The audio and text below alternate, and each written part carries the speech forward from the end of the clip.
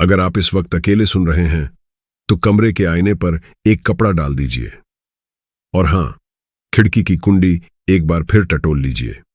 नमस्कार, मैं हूं आर्यमान और आप सुन रहे हैं भू, जहां कहानियां नहीं, रातें बोलती हैं। आज की कहानी मध्य प्रदेश के सतपुड़ा की पनियारी घाटी के पास बसे छोटे से कस्बे चैतपुर से आई है। भेजने वाला है कबीर और वो कहता है, मैं झूठ नहीं लिख रहा।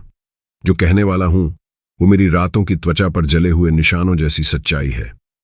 हल्की सांस, धीमे ढोल जैसी धक धक जो धीरे धीरे फीकी पड़े। मेरा नाम कबीर है, उम्र 30 के आसपास, बहुत ऊपर नहीं, बस थोड़ा आगे। मेरा कस्बा छोटा है पर रातें यहां बड़ी होती हैं। हमारा घर पुराना, लाल ईंटों का, ऊपर मिट्टी की छत, आंगन में महुए का पेड़ और चौखट के ठीक ऊपर पीतल की घंटी, जो हवा से नहीं, कभी कभी किसी अदृश्य इशारे से भी बज उठती है। मेरी पत्नी मीरा। हमारी शादी को 7 महीने भी नहीं हुए थे। भादों का आखिरी सोमवार था। उससे पहले के 2 दिन बारिश बेरोक टोक हुई। तीसरे दिन सुबह हवा को छुएं तो हथेलियां भीग जाई, ऐसा मौसम। मैं रोज की तरह 5 बजे उठा, नल से पानी भरा, नहाया, चूल्हे के पास बैठकर मीरा के लिए चाय चढ़ाई। खपरेल से ओस की बूंदें टप टप कर मिट्टी में गायब हो रही थीं।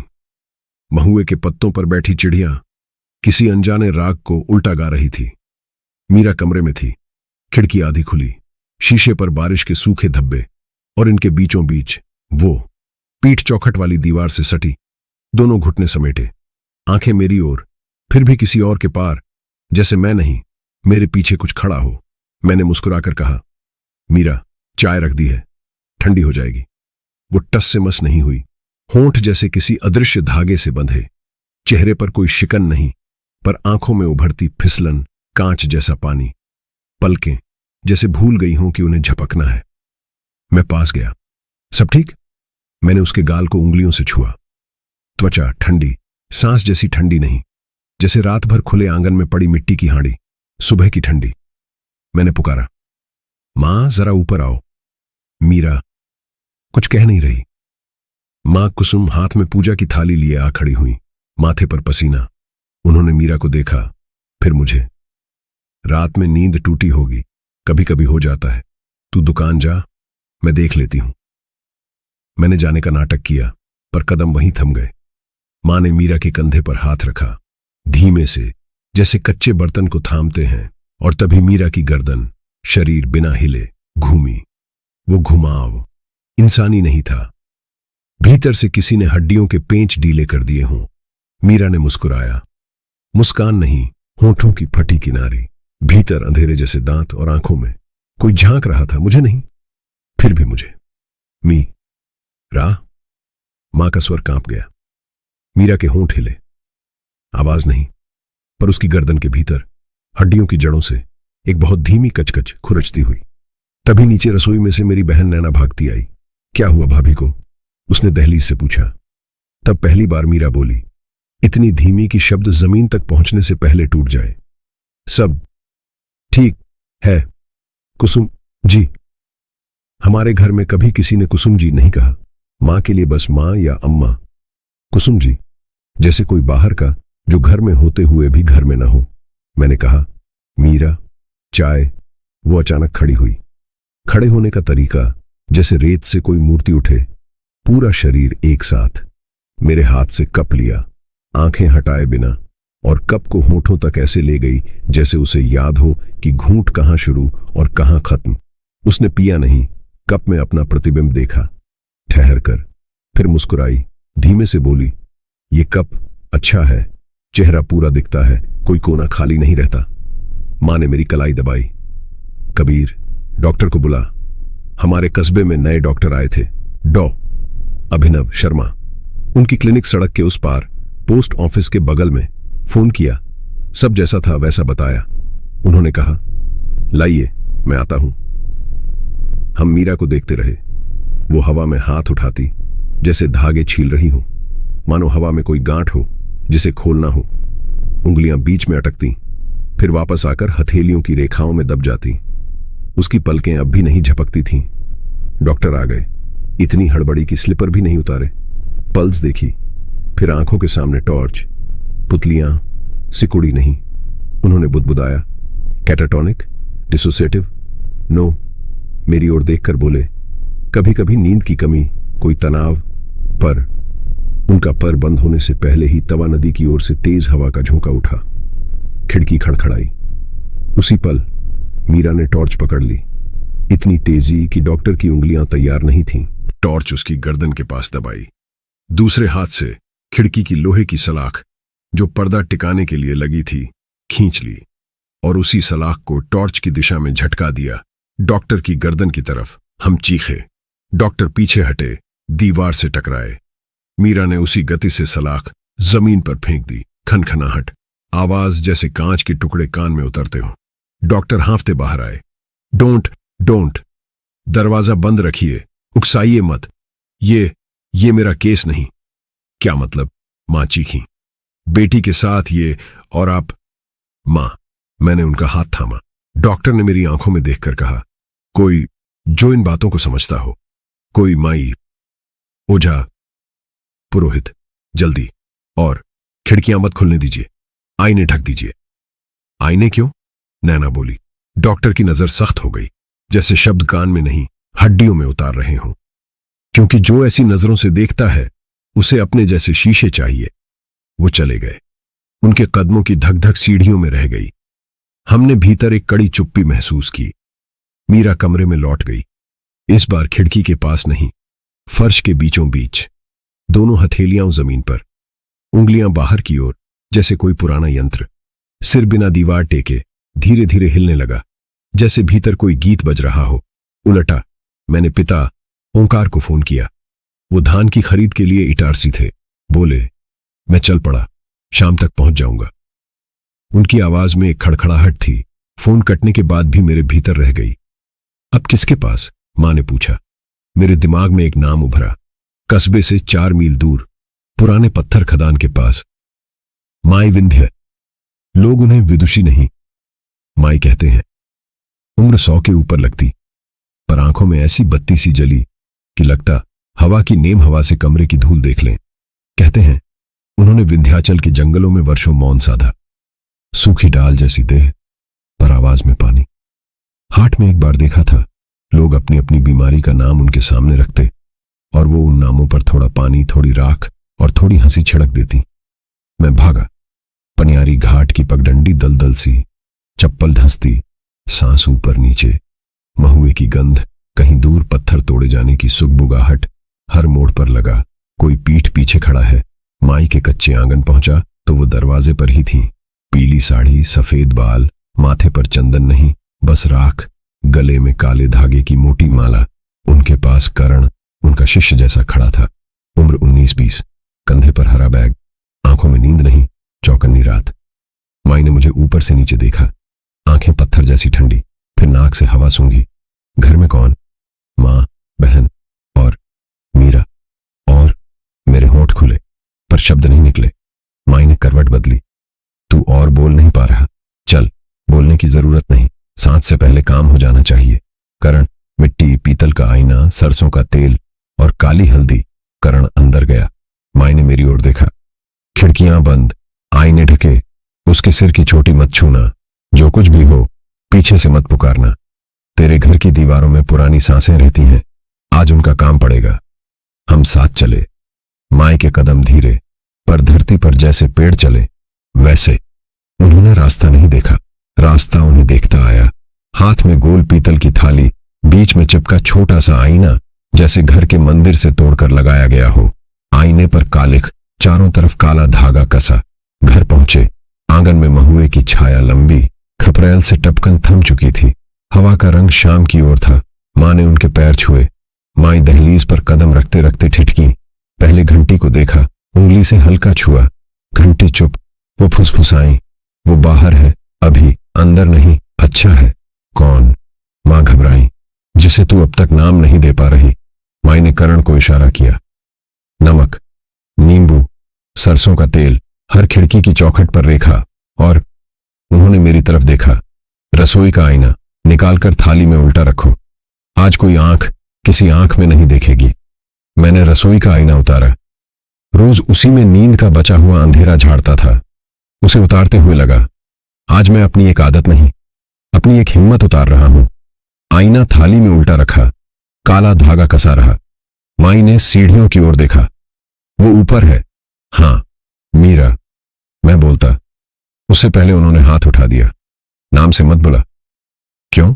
नाम हवा में बोलो तो हवा उन नामों का चेहरा बना लेती है, फिर वही चेहरा हर खिड़की से झांकता है। मां ने अपने गले का काला धागा पकड़ा, उंगलियां कांपती। नैना मेरे पास आकर चिपक गई।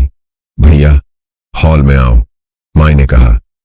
पहले एक बात, जो भी हो, जो भी दिखे, अगर तेरे पिता की आवाज किसी बच्चे की रो या तेरे नाम की पुकार, चाहे वो तेरी ही आवाज क्यों ना लगे, कोई भी लाइन पार नहीं करेगा, समझे?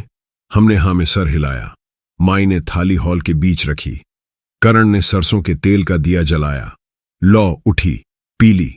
उसका धुआं सीधा ना होकर हल्का दाईं ओर मुड़ा। माई ने 4 कोनों में काली हल्दी मिले चावल छींटे। फिर हमारे चारों ओर नमक की पतली रेखा खींची। हम नमक चक्र के भीतर बैठे। माई ने पीतल के आईने की पीठ पर सरसों की 3 बूंदें टपकाईं। टिक टिक टिक। फिर हथेली पर काली हल्दी रगड़ी और आईने पर बहुत धीमे, जैसे बच्ची के माथे पर टिका लगाते, एक छोटा काला बिंदु बनाया। नजर का बिंदु, वो बोली। जो देखता है पहले खुद को देख ले। माई ने आंखें बंद की। कोई मंत्र जो मैंने सुना हो, ऐसा कुछ नहीं, बस उनकी सांस की लय जो कमरे के कोनों को पकड़कर एक जगह ला रही थी।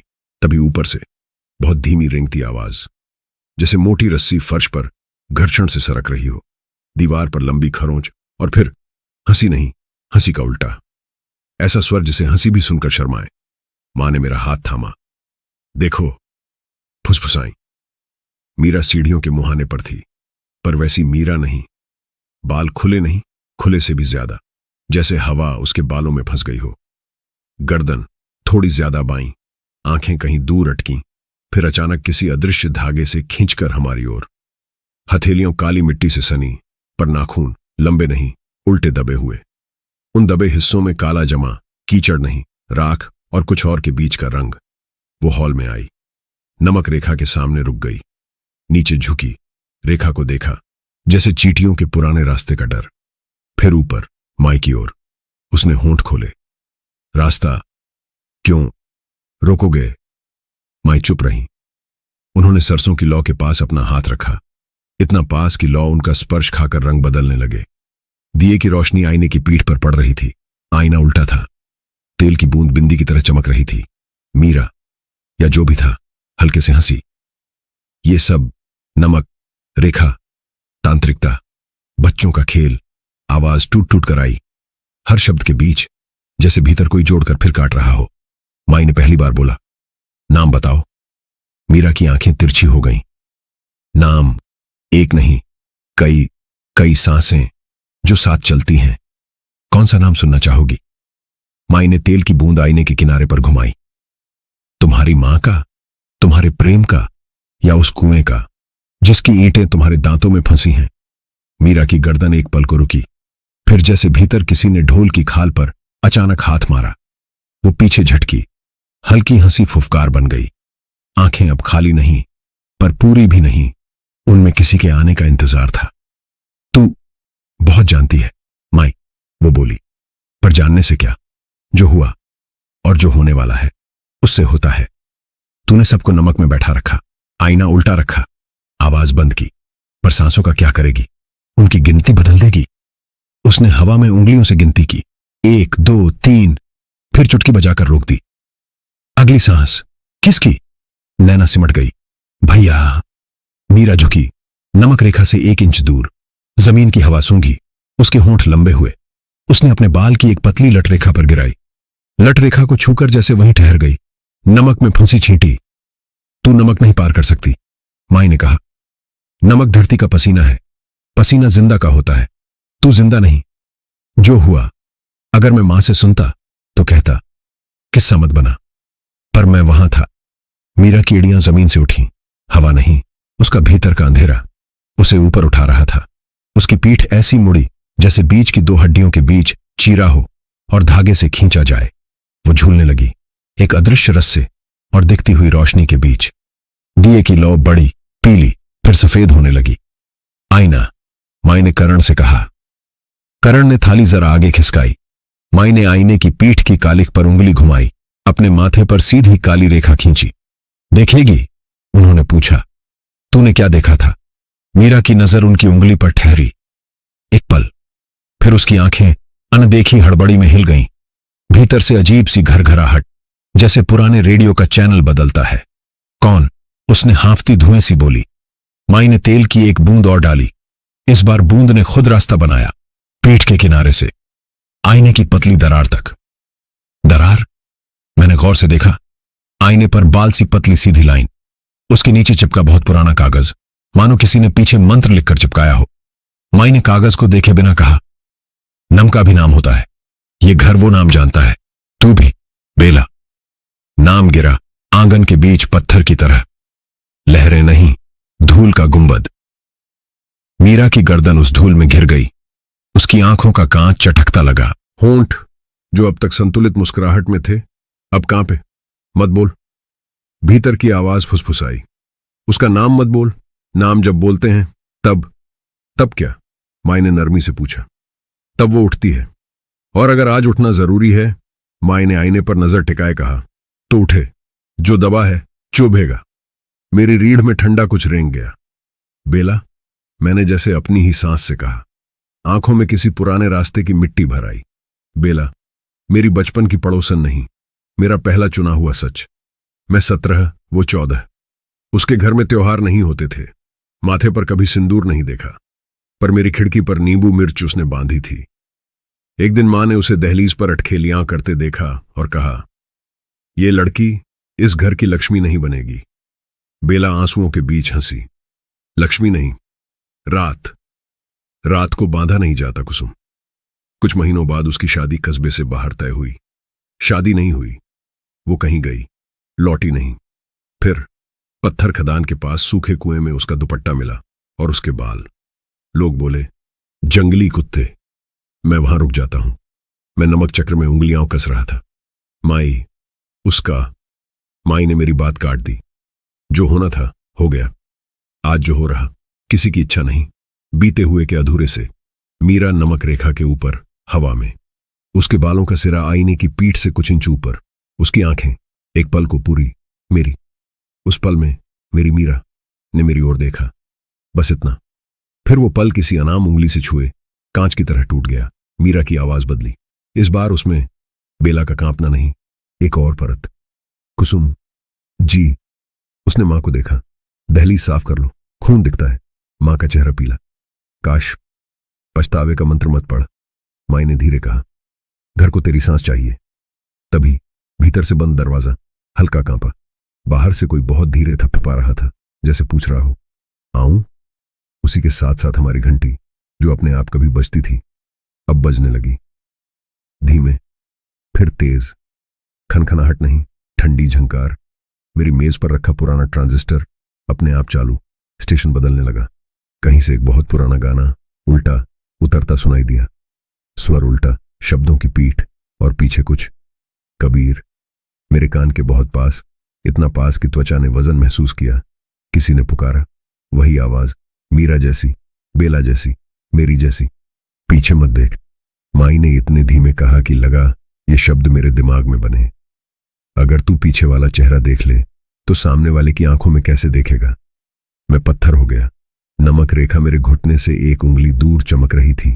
माई ने आईने की पीठ पर हाथ रखा। कर्ण, वो बोली। अंगारे। करण ने लोहे की छोटी हांडी में अंगारे रखे। उन पर पीपल के सूखे पत्ते, फिर काली हल्दी का चूर्ण। धुआं उठा, महुए की गंध, राख की खटास, सरसों की तीखी धार आंखों में चुभती। माई ने उस धुएं को आईने के ऊपर से गुजारा, जैसे घाव पर औषधि। फिर आईने को उल्टे से सीधा किया। अब आईना ऊपर, पर उस पर कालिख, बिंदु और तेल की बूंदें जिंदा। दिए की लौ सीधी। आईना दरवाजा नहीं, किसी लोक की आंख लगा। देख, माई ने कहा, जिससे तू भागी थी। मीरा हवा में ठहरी। चेहरे पर कुछ बदल गया, मानो भीतर मसाला बदल दिया गया हो। वो धीरे धीरे नीचे उतरी, नमक रेखा से ऊपर ठिठक कर। अचानक उसने एड़ियां फैलाकर मेंढक सी छलांग रेखा तोड़ना चाहा। उसी पल लौ नीली हुई, नमक से सिस जैसे जलते तेल में पानी की बूंद। मीरा हवा से उछलकर सीढ़ियों की ओर जा गिरी। उसके बाल दीवार की पुरानी कील में अटक गए। एक पल, फिर पूरी लट टक से टूटी। मीरा जमीन पर, उसकी जलती आंखें मुझ पर नहीं, आईने पर, और फिर आईने में जो दिखा मैं कभी नहीं भूलूंगा। लौ के साथ साथ एक गली, पथरीली, किनारे लाल भूरे पत्थर, बीच में सूखा कुआं, भीतर कचरा नहीं, घुप अंधेरा। कुएं की ईंटें जैसे किसी ने हाल में नींबू निचोड़ा हो, खट्टे कोनों में नमी, किनारे फटी चुनरी, ऊपर बालों की लट ठीक वैसी जैसी अभी टूटी। आईने के भीतर हवा चल रही थी, बाहर कमरा स्थिर। मैं भीतर तक कांप रहा था। याद है, माई की आवाज जैसे आईने के भीतर से भी आई। मुझे सिहरन हुई। कैसे? दहलीज, जिस दिन तू आई, कुसुम ने कहा, यह घर तेरे लिए नहीं। उस दिन तूने देहरी पर लाल धागा बांधा था। वो धागा अभी तक दिखता है। मंडप की हंसी के नीचे तूने अपनी हां की जगह गुस्सा छुपाया। किसी साधक की कुटिया में रात तूने मंत्र का उल्टा पाया। फिर तू कुएं में उतरी, पर तू मरी नहीं, सिर्फ शरीर। और वो भी तब जब तुझे नाम से पुकारना बंद कर दिया गया। अब तू नाम नहीं, नम के बीच फंसी सांस है। और तूने आईने चुने ताकि जब तू किसी आंख में झांके, वही आंख तुझे वापस तुम्हारे रास्ते तक खींच लाए। आईने में कुएं की गहराई से पतली छाया ऊपर खिसकी। मीरा उसके साथ थोड़ा झुकी, होंठ खुले। मैं, तू, माई ने कहा। बेला। मीरा की देह में नाम उतर गया, अंदर हलचल। आंखों में पहली बार पानी, एक बूंद नीचे नहीं गिरी, आईने की ओर बही। आईने की सतह ने उसे पी लिया, धातु सा गोल दाग उठाया। तू आई कैसे? मैं, मेरी सांस, या मेरे भीतर का कोई हिस्सा? पूछ बैठा। ये सब। मीरा ने एक मुस्कुराहट खींची। मुस्कान नहीं, तूने बुलाया। नीला कांच का कंगन, जो तूने बाजार से नहीं, डाक से लिया, बिना नाम के। तूने सोचा मीरा को दूंगा। वह कंगन कहां से आया, यह तूने नहीं पूछा। मैं आईने से, कांच से, उसी कंगन से भीतर आई। मुझे याद आया, महीने भर पहले डाकिया छोटा पैकेट लाया। नीला कांच का कंगन, नदी से धुला पत्थर जैसा साफ, कोई चिट्ठी नहीं। मां बोली, नजर से बचाने वाला कंगन, मीरा को पहना दे। मैंने पहना दिया। उस रात मीरा बोली, कंगन ठंडा है पर अच्छा।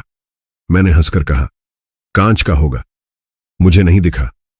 उस कांच के भीतर महीन सी लाइन, जैसे किसी ने उसमें बहुत पतली आत्मा कैद कर रखी हो। माई ने मेरी ओर देखा। पहली बार उनकी आंखें नर्म हुईं। तुझे पता नहीं था, पर जिसने भेजा जानती थी। किसने भेजा? मां कुसुम का चेहरा पहचान और डर में टूटता बंधता। बेला की मामी जगदंबा, वो पिछले महीने आई थी। बोली, नई बहू को बुरी नजर लगती है, ये कंगन पहना देना।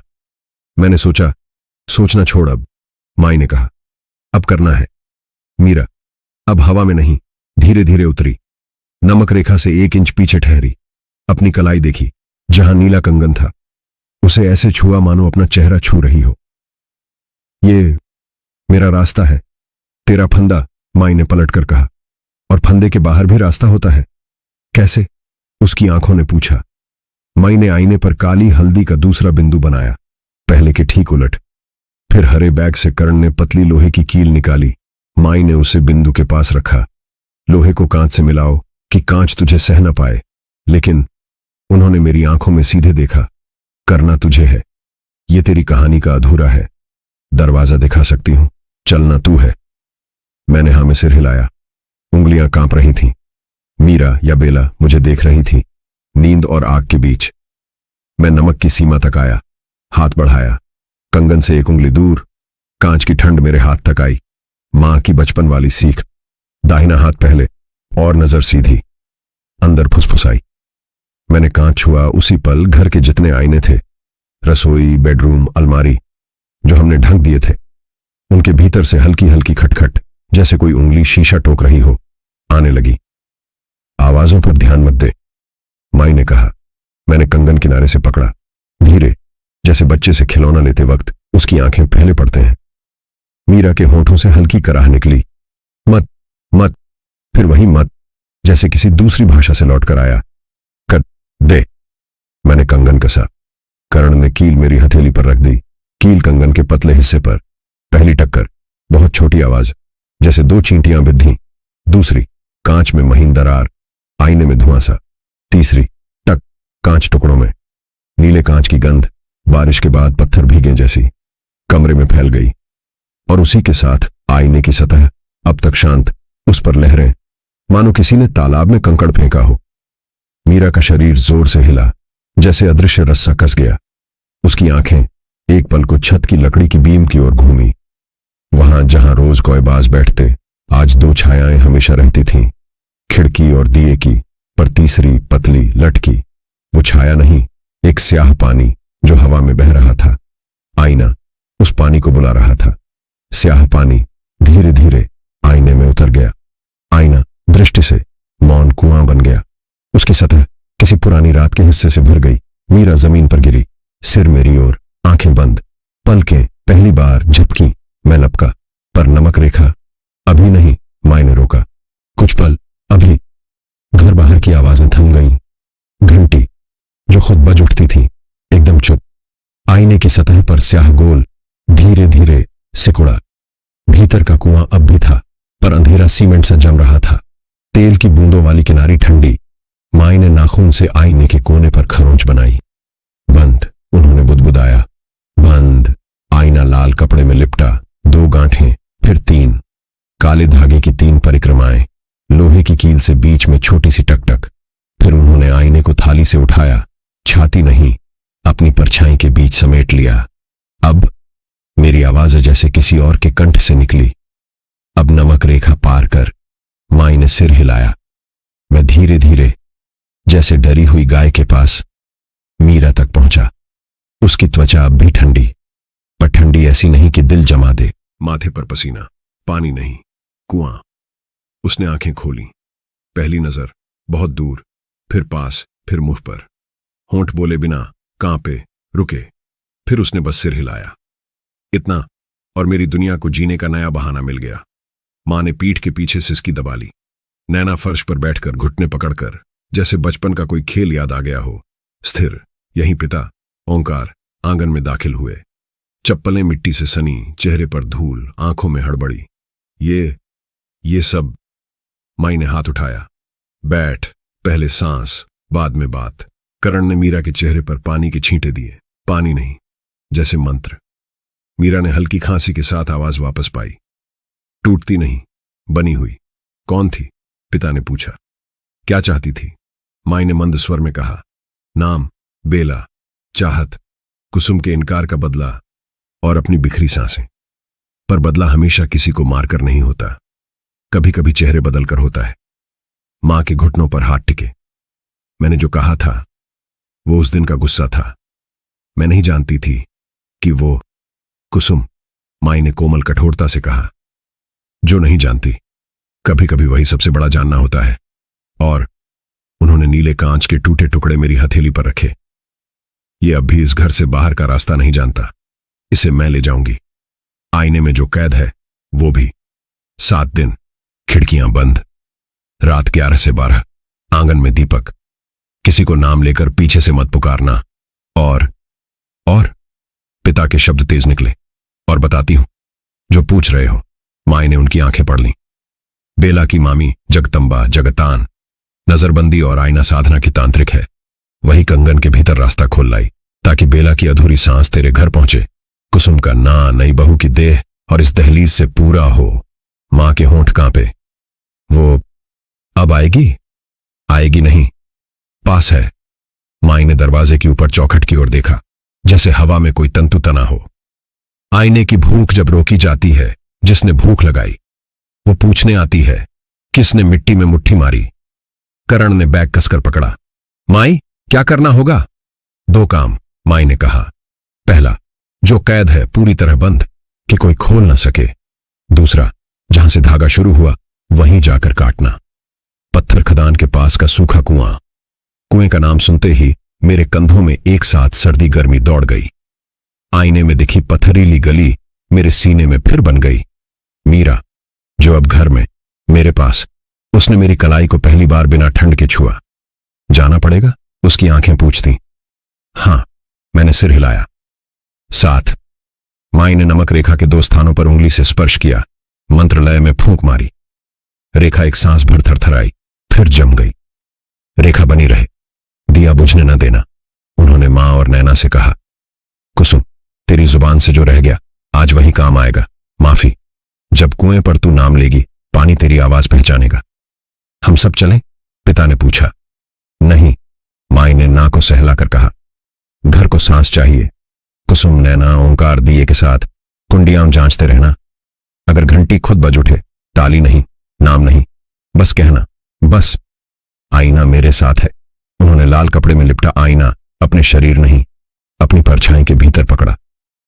करण ने हरा बैग और लोहे की पतली कांटें उठा ली। मैंने आंगन में मां के हाथ का दिया, नैना की आंखों का छोटा भरोसा, पिता की छाती का अनकहा पछतावा और मीरा की झपकती पलकें एक पल में समेट ली। हम तीनों, माई, करण और मैं, निकल पड़े। रात पूरी नहीं, पर अंधेरा समय से पहले हमारे संग चल रहा था। पगडंडी गीली, नीम और महुए की मिलीजुली गंध, दूर कुत्तों के भौंकने की छोटी परछाइयां। माई रास्ते भर चुप रही, बस एक जगह रुकी, महुए की गिरी पत्ती उठाई, उलटकर देखा जैसे पढ़ लिया हो और हवा में छोड़ दिया। पत्ती कुछ दूर तक हमारे साथ चली, फिर पीछे रह गई। पत्थर खदान की ओर बढ़ते हुए करण धीमे बोला, माई, सुनाई दे रहा? मैंने कान टटोले। हवा में पहचाने न जा सकने वाली खरोंच पत्थर की दीवार पर नाखून सरीखी, और उसी के नीचे बहुत पतली, कबीर। मेरी रीढ़ में बर्फ सी सरक गई। वही आवाज जिसके पीछे से न देखने की ताकीद मिली थी। मैं पीछे नहीं मुड़ा। माई ने बिना देखे कहा, अच्छा किया, ये आवाजें रास्ता पूछने नहीं, बुलाने आती हैं। कुएं के पास पहुंचे तो हवा का रंग ही बदल गया। न चांद न तारे, बस दूर दूर पर ओस की चमक। सूखा कुआं, धरती ने जैसे एक जगह मुस्कुराना छोड़ दिया हो। ईंटों में कहीं कहीं लाल पुराना रंग, सिंदूर, खून, समय, सब एक साथ। मैंने किनारे कदम रखा, नीचे झांका। अंधेरा अंधेरे जैसा नहीं, पानी जैसा, घना, बहता, बिना आवाज। माई ने आईना जमीन पर रखा। 2 लोहे की कांटें कुएं के मुहाने के विपरीत किनारों पर गाड़ी, काला धागा दोनों कांटों के बीच बांधा। बीच में आईने का पैकेट टांग दिया, जैसे कुएं के ऊपर अटका रात का छोटा टुकड़ा। ये कमान है, उन्होंने समझाया। इसके भीतर से जो उतरे उसी से लौटेगा। करण ने मिट्टी के कटोरे में सरसों का तेल उंडेला। माई ने काली हल्दी मिलाई।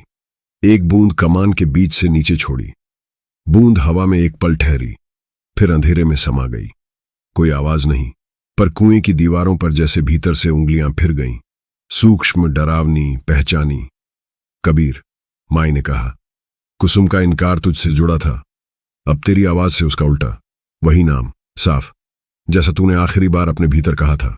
गले में कांटा, हवा में महुए की खटास। मैंने कुएं के ऊपर झुककर कहा, बेला, बेला। नाम पत्थरीले पानी पर गिरा। कुएं के भीतर धुंध उठी, आईने के पैकेट के नीचे घूमी। मेरे कानों में, कबीर। इस बार आवाज बाहर की नहीं, भीतर की। शिकायत नहीं, थकान। मीरा का हाथ, जो घर में था, जैसे मेरी कलाई में पुराने कपड़े की तरह अटका।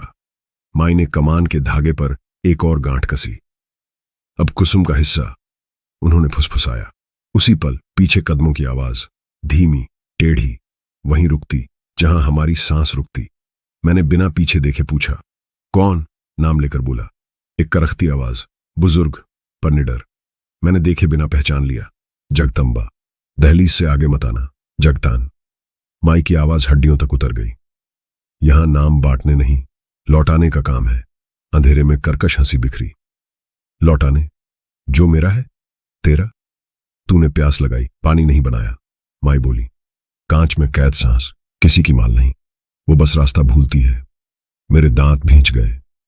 तूने कंगन भेजा क्यों? जगदम्बा की सांस और पास। क्योंकि कुसुम ने तेरे नाम का मुहूर्त ना में बदल दिया। किसी की हां को ना करोगे तो ना एक दिन हां बनकर किसी और के दरवाजे आएगी। जो बीज नहीं बोया, फसल क्यों कटे? और इसीलिए मीरा? मैंने गुस्सा निगल कर पूछा। मीरा तो तुम्हारे घर की दहलीज है, वो फुसफुसाई। दहलीज पर पैर फिसलना सबसे आसान। माई ने अचानक दोनों कांटों पर दाएं बाएं हाथ रखा। बहुत पुराना, बहुत धीमा मंत्र गाया, जैसे भाषा पहली बार बोली जा रही हो। हवा बदल गई। पत्तों का कंपन एक दिशा में ठहर गया। जगदम्बा की सांस भारी। ये मत कर विंध्य, वो किटकिटाई। तू रास्ते बंद करेगी तो रास्ते नई जगह बनेंगे, पर अपना चेहरा लेकर। माए बोली, चोरी की सांस से बने रास्ते सांस नहीं लेते, घिसटते हैं। उन्होंने मुझे इशारा किया। अब कुसुम की जुबान तेरे गले से बोल, वो सुनेगी। मैंने आंखें बंद की। मां का चेहरा लाया। वो दिन बेला ने दहलीज पर हंसकर कहा था, लक्ष्मी नहीं, रात। मां का चेहरा पत्थर, उस पत्थर के भीतर का पानी। आज मैं अपनी आवाज में लाया। बेला, मैंने कहा, जिस दिन हां होनी थी उस दिन ना मेरे घर से निकली। आज उसी ना की माफी, इसी घर से। जो रुका था लौटा, जो खींचा था छोड़ दे। जो तू है उसी में लौट जा। मीरा का घर तेरे लिए रास्ता नहीं, तेरी शांति के लिए। हवा, पानी, मिट्टी और तेरा नाम यहीं। कुएं की ईंटों पर नमी दौड़ी। मैंने सच में देखा। ईंटों के बीच के चूने से पानी की पतली रेखाएं बाहर आईं, अंधेरे में घुल गईं। कमान में लटका आईना कपड़े में माई के हाथों के नीचे हल्का कांपा। करण ने सरसों हल्दी के तेल में छोटा अंगारा डाला। बूंद गर्म होकर सिस, और फिर शांति जगदम्बा ने अचानक कुछ फेंका। हरे धागे की गुंथी हवा में घूमती कमान की ओर। करण बढ़ा, पर माई की कील पहले पहुंची। कील ने गुंथी को छुआ, हरी चमक बुझ गई। वो कीट सी फड़फड़ाई, मिट्टी पर गिरकर राख। बच्चों का खेल समझा है जगतान। माई ने ठंडी हंसी छोड़ी। लोहे से कांच टूटता है, लोहे से सांप की फुकार भी। पीछे हट। उन्होंने आईने के पैकेट की दूसरी गांठ खोली। बस पल भर कि भीतर की सतह हवा देख ले। कुएं के ऊपर हवा ने एक घेरा लिया, मेरे चेहरे को छुआ। ठंड नहीं, थकी आंखों पर हथेली रख देने वाली गुनगुनी। आईने के भीतर बस एक झलक, गीला कंधा, गूंथे बाल, पीठ पर महुए का पराग। जैसे वो देर तक पेड़ के नीचे बैठी और फिर वो छाया कुएं की ओर मुड़ी। जा, माई ने कहा। न आदेश न विनती, सिर्फ रास्ता। आईने की सतह पर स्याह गोल, फिर भीतर सीधी पतली रेखा, जैसे बहुत पुराने कांच को आखिरी बार छुआ गया। रेखा, रास्ता बनी, सीधी नीचे। मैंने किसी को नहीं देखा, पर सुना। दो पायल की बहुत धीमी छन छन, दूर सूखी घास पर एक कदम, और फिर हवा में खो जाना। कमान का धागा खुद ढीला हुआ, आईना हल्का लगा। माई ने फिर कसकर बांधा। 3 गांठें, लोहे की टूंक, काले धागे का फेरा। अब जमीन, वो बोली। कुएं नहीं, जमीन। पानी में छुपी चीजें फिर पानी ढूंढ लेती हैं। इसे धूप और मिट्टी चाहिए, 7 सूरज, 7 रातें। जगदम्बा कहीं नहीं दिखी, उसकी आवाज भी दूर। तूने सांस लौटा दी विंध्य, पर बदला अब तेरे पास बचेगा। माई ने पीछे देखे बिना कहा, अपना हिस्सा खुद जी। किसी और की छाती पर मत सांस ले, वरना दहलीजें भी एक दिन तुझे पहचानना छोड़ देंगी। पहली बार मैंने पीछे देखा, अंधेरा साया, झुका, सूखा, टेढ़ा, दूर पगडंडी में घुलता हुआ। वापस लौटते समय हवा हल्की थी। महुए की पत्तियां ऊपर कम नीचे ज्यादा हिल रहीं, मानो ऊपर से बोझ उतर गया। घर पहुंचे, दिया अब भी जल रहा था। नीली लौ के भीतर बहुत पतली पीली जीभ, स्थिर। घंटी जो खुद बज उठती थी, अब दहलीज पर चुप। मां ने मुंह पर आंचल रखा था, नैना की पीठ पर हाथ। पिता ने दरवाजे पर माई के पैरों को हाथ लगाया। पहली बार उनके चेहरे पर हंसी और रो एक साथ। मीरा चटाई पर बैठी। आंखों के नीचे काली छायाएं थीं, पर उनमें डर नहीं, जागने की थकन थी। उसने मुझे देखा, कुछ कहे बिना। छोटी सी नई हंसी। माई ने घर के बीच मिट्टी खोदी, गहरी नहीं, बस उतनी कि आईने का पैकेट जमीन की गर्माहट पाए। पैकेट रखा, चारों ओर काली हल्दी, नमक की पतली चौखट, सरसों की 3 बूंदें। 7 दिन यहीं दिया, उन्होंने कहा। पीठ पीछे नाम नहीं, कोई आईना खुला नहीं। खिड़की से कोई पुकारे, बस कहना, बस। दहलीज साफ और कुसुम। मां ने आंचल से आंखें पोंछी। हां, नाम जब भी ले, मृदु। माई बोली, ना भी कहनी हो तो हवा को लगे। तूने उसे हां की तरह सहलाया। मां ने दिया आंखों के सामने किया, उस लौ में अपनी थकान डुबो दी और दिया वहीं रख दिया जहां आईना दफन था। बेला, उन्होंने बहुत धीरे कहा, माफ कर। जो मुझसे नहीं होना था वो हो गया। अब जो होना है वो शांत हो। कमरे में हल्का कंपन, जैसे दीवारें अपनी जगह ठीक कर रही हों। दिए की लौ हल्का झुकी, फिर सीधी। कहीं दूर, बहुत दूर, पायल एक बार फिर बजी और इस बार उसका स्वर घर लौटते किसी हाथ की तरह चौखट को सहला गया। माई ने गहरी सांस ली। काम पूरा, उन्होंने कहा। अब बस रख रखाव और जगतान से बचना नहीं, न भिड़ना। कहना, तेरा काम तेरे साथ, यहां कोई आईना नहीं खुलेगा। करण ने दरवाजे पर बैठकर बैग की छोटी घंटी एक बार बजाई। फिर शांति। मैं मीरा के पास बैठा। उसने मेरी हथेली पर अपनी उंगलियां फैल की। उनके बीच अब ठंड नहीं, एक सामान्य भरोसेमंद गर्माहट, जीवन जैसी। रात बची थी। डर नहीं। डर कभी पूरा नहीं होता, बस अपना नाम बदलता है। उस रात हमने खिड़कियां बंद रखी, आईनों पर कपड़े ढके, दहलीज झाड़कर बाहर नमक की पतली रेखा खींच दी। माई जाते जाते घंटी पर हाथ रखकर बोली, अब से ये सिर्फ हाथ से बजेगी। वो चली गई। करण पीछे, हरा बैग कंधे पर और हवा में छोटा सा सन्नाटा। अगले 7 दिन दिया वहीं जलता रहा। हर रात 11 से 12 हम सब हॉल में साथ। मीरा मेरा कंधा ढूंढ लेती, मां चुपचाप चौखट को देखती, पिता दीवार से टेक लगाकर बैठते, नैना अपने घुटनों में पैर भरकर जैसे कोई खेल बीच में छोड़ दिया हो। कोई पुकार नहीं आई। एक रात दीवार पर हल्की खट, जैसे कोई चिड़िया उड़ी हो। मैं खिड़की तक गया, कपड़ा हटाए बिना दीवार पर हाथ रखकर कहा, बस। आवाज रुक गई। दिया टस से मस नहीं हुआ। 7वें दिन माई लौटी, मिट्टी खोदी, आईने का पैकेट बाहर निकाला, काला धागा सख्त, लाल कपड़ा तेल से भारी। उन्होंने धूप में एक पल रखा, फिर गांव के श्मशान की दिशा में मुड़कर कहा, यहीं से मुक्त, कोई देखेगा नहीं, कोई नाम नहीं लेगा। वो आईना लेकर चली गई। मीरा अब रात में अचानक नहीं जागती। उसकी पलकें झपकना नहीं भूलती। कभी कभी रसोई में चाय बनाते हुए कप की चमक में अपने चेहरे को देखती, फिर कप जरा सा घुमा देती, जैसे चेहरा चाय में नहीं, उसकी हंसी में रहना चाहिए।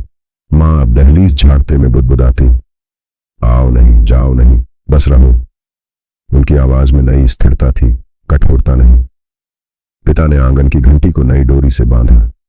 अब वो हवा में नहीं बजती, सिर्फ घर के हाथ से। और मैं आईनों से अब डरता नहीं, सम्मान करता हूं। चम्मच में अपने चेहरे के पहले खिड़की की कुंडी टटोल लेता हूं।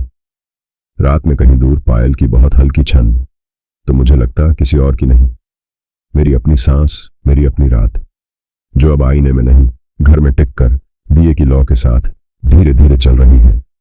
कभी कभी बहुत विरली रातों में, बारिश शुरू होने से ठीक पहले, मैं महुए के पेड़ के नीचे आंखें बंद कर खड़ा होता हूं। हवा में एक पहचानी खुशबू तैरती है, जैसे किसी ने बालों में महुए का पराग लगाया हो। दूर से पायल की 2-3 क्षण और फिर शांति। मैं आंखें खोले बिना कह देता हूं, शांत रहो। और सच में हवा शांत हो जाती है। अगर ये बस एक किस्सा होता तो मैं इतना लंबा नहीं बोलता, पर जो बातें आईने के पार से आती हैं, उनके लिए शब्द भी कभी कभी छोटे पड़ जाते हैं। धीमे अंडरस्कोर का सिर उठता है, सूत्रधार की आवाज लौटती है, अगर इस वक्त कमरे में कोई आईना खुला है तो उस पर कपड़ा डाल दीजिए। इसलिए नहीं कि डर आएगा, इसलिए कि रात कभी कभी अपने चेहरे में खो जाती है और रात को अपने चेहरे के बाहर रहना चाहिए। ये थी आईने में कैद रात, एक आवाज, एक सांस और एक नमक रेखा के बीच की कहानी। अगर इसने अंधेरे में एक छोटा दिया जला दिया हो तो उसे 7 रातों तक बुझने मत दीजिएगा। मिलते हैं अगली रात अगली कहानी के साथ, भू पर, जहां दिए की लौ भी सुनती है।